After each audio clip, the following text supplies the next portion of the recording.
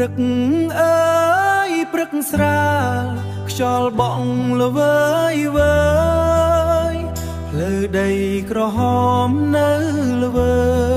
យភ្លឺដីក្រហមនៅភូមិត្រងលសំឡេងកណ្ដឹងវត្តលាន់លឺពីចម្ងាយដាស់ដួងចិត្ត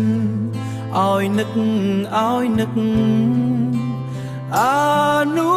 សាវត្តគិរីសូវ័នកណ្ដាលដួងចិត្តជាទីស្នាក់ស្ងប់នៃកុមារស្ងប់នៃអ្នកភូមិកុមាររត់លេងក្រោមលំពោ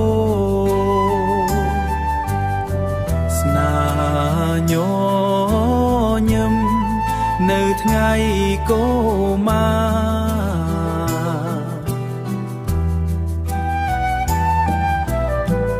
អនុស្សាវរីយ៍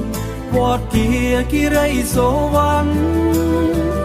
នៅភូមិត្រងលដីស្នេហ៍ខ្ញុំឃុំត្រងស្រុកកំពង់លែង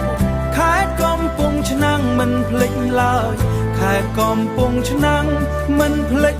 ឡើយថ្ងៃបុណ្យចូលវស្សាសំឡេងធម៌សូរបំប្រងដួងចិត្តអ្នកស្រុតបំប្រងដួងចិត្តអ្នកស្រុកស្រែតួខ្ញុំឆ្ងាយដល់ទីណាក៏ដោយនៅនឹកវត្តចាស់ររីត្រីថ្ងៃ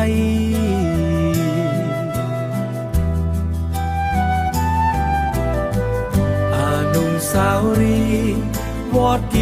គិរីសូវ័ននៅភូមិត្រងលដីស្នេហ៍ខ្ញុំឃុំត្រងស្រុកកំពង់លែងខេត្តកំពង់ឆ្នាំងមិនភ្លេចឡើយខេត្តកំពង់ឆ្នាំងមិនភ្លេចឡើយ